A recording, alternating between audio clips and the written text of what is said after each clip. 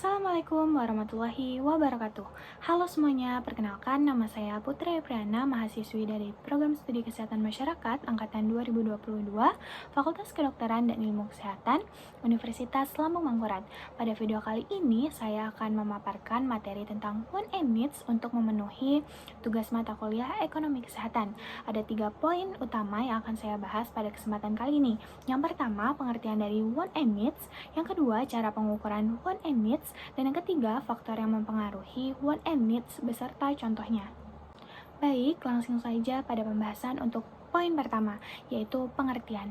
Apa sih pengertian dari 1M Needs? Want atau keinginan adalah sesuatu yang jika tidak dipenuhi maka tidak akan memberikan dampak terhadap kehidupan, atau dengan kata lain, akan tetap dapat melangsungkan kehidupan tanpa mengalami hambatan yang signifikan dalam memenuhi kebutuhan dasarnya atau untuk mencapai tujuan hidupnya. Sedangkan dalam ekonomi kesehatan, want mengacu pada keinginan yang dimiliki seseorang untuk mendapatkan pelayanan atau produk kesehatan yang terbaik bagi mereka. Sedangkan pengertian dari needs atau kebutuhan adalah keinginan dasar manusia yang tidak dapat dihindari. Needs mengacu pada sesuatu yang sangat penting dan ketika tidak dipenuhi maka dapat memberikan dampak terhadap kelangsungan hidup seseorang. Contohnya seperti kebutuhan akan makanan, air, tempat tinggal, pakaian, dan akses layanan kesehatan yang memadai. Dan dalam ekonomi kesehatan, needs mengacu pada jumlah barang atau pelayanan kesehatan yang dipandang terbaik untuk meningkatkan kondisi kesehatan seseorang yang biasanya ditentukan oleh para profesional medis seperti dokter atau tenaga medis lainnya. Nah, setelah membahas pengertian dari 1M Needs, kita lanjut ke pembahasan pada poin kedua, yaitu cara mengukur terkait dengan 1M Needs itu sendiri.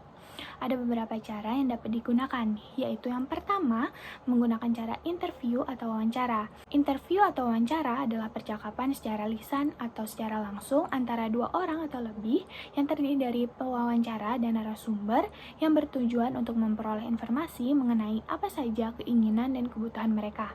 Yang kedua, dengan cara survei. Kegiatan survei adalah salah satu metode untuk mengumpulkan data terkait 1M Needs pada suatu kelompok tertentu dengan menggunakan kuesioner sebagai alat bantu pengumpulan data. Yang ketiga, ada studi pasar.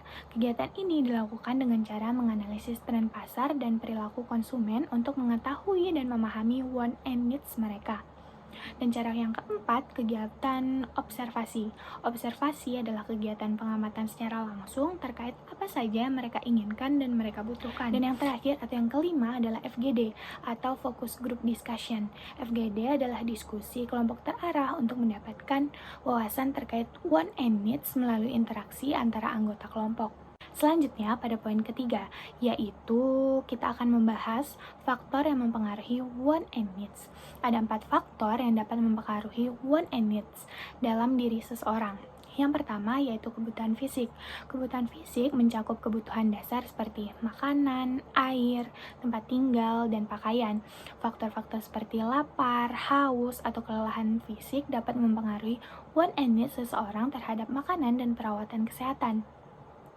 Lanjut yang kedua yaitu faktor psikologis seperti emosi, motivasi, dan prioritas individu memainkan peran penting dalam menentukan 1M Needs seseorang. Contohnya, seseorang mungkin menginginkan kenyamanan atau rasa aman yang berbeda-beda yang dapat mempengaruhi keinginan dan kebutuhan prioritas mereka. Yang ketiga yaitu pengalaman masa lalu. Pengalaman masa lalu seseorang juga dapat mempengaruhi 1M Needs mereka. Pengalaman positif atau negatif sebelumnya dapat membentuk apa saja kebutuhan yang mereka butuhkan dan keinginan apa yang mereka inginkan.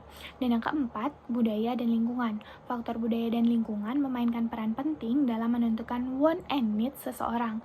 Nilai-nilai budaya, norma, dan harapan sosial dapat mempengaruhi preferensi dan prioritas individu terhadap berbagai hal dalam kehidupan, seperti gaya hidup, pekerjaan, dan hubungan interpersonal. Selain itu, kondisi lingkungan fisik, sosial, dan ekonomi juga dapat mempengaruhi 1M Needs seseorang terkait dengan kebutuhan dasar, hiburan, atau pencapaian pribadi.